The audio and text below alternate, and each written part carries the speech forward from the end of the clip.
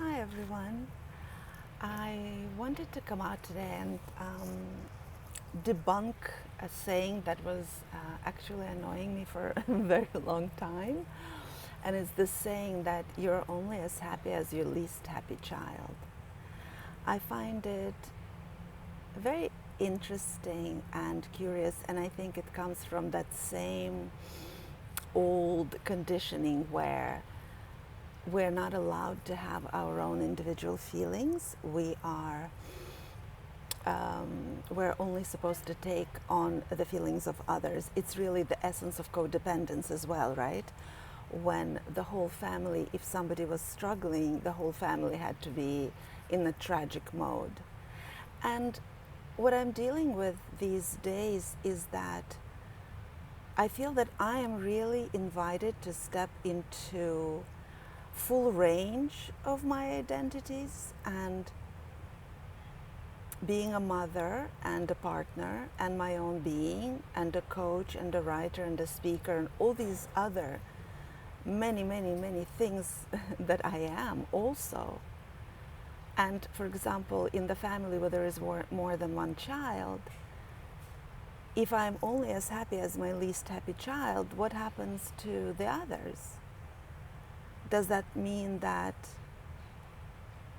I am so over-focused on one person in my family that all the other ones don't get to have me in fullness because one part of me is struggling, but the rest of me is supposed to be engulfed by that one part?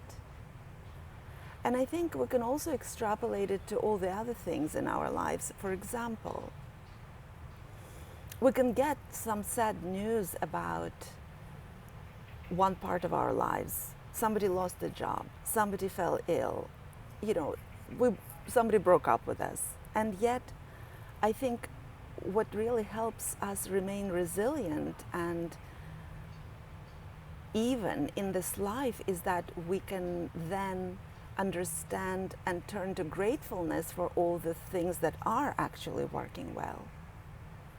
So, for example, if we had issues, with our economic situation, we can be grateful for our health and all the people in our lives who love us or whom we love. And if there was a breakup, we can be grateful for the friends in our lives and the job that we have that we may love and all that. There's so much going on at the same time. Life is so multidimensional.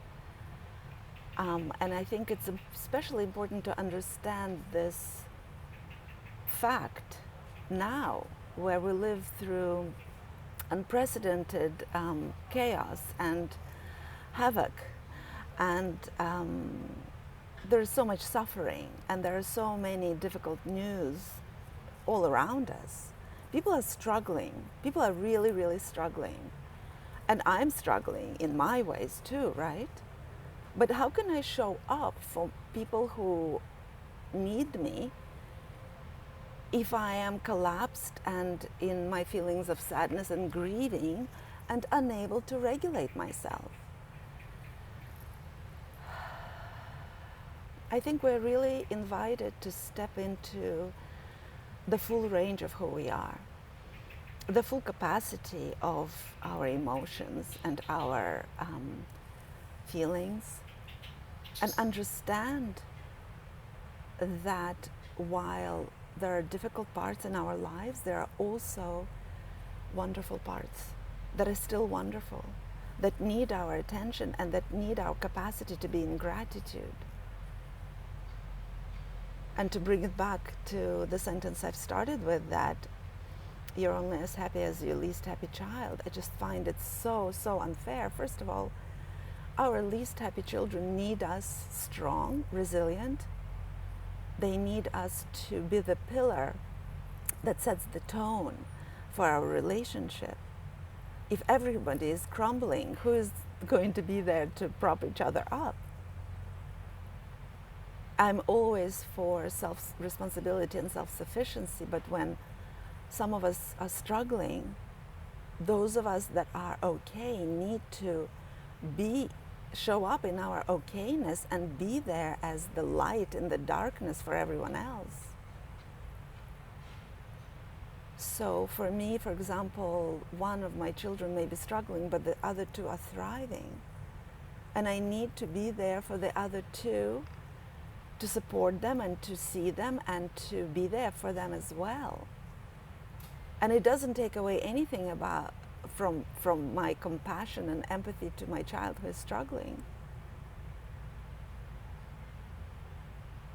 We're coming out of codependency where everybody is supposed to feel the same feeling. We're allowed to be ourselves. I am allowed to come out and see the sunny skies and be grateful, no matter what is happening in the world or even in my own smaller world. My body, my mind needs me to self-care, to be able to find the good in everything, the good, the bad, and the ugly, all of it.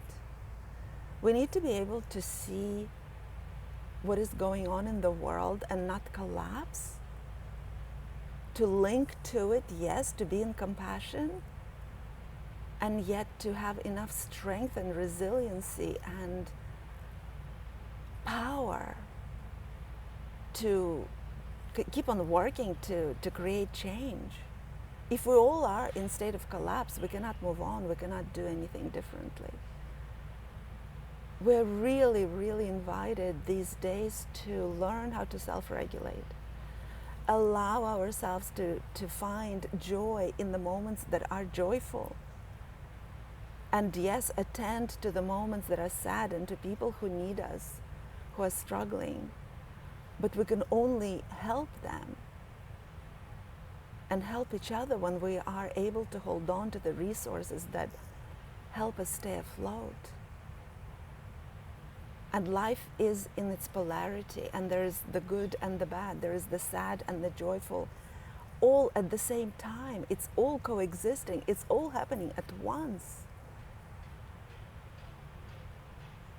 So self-care, self-attunement, meditation, regulation of nervous system are so important right now.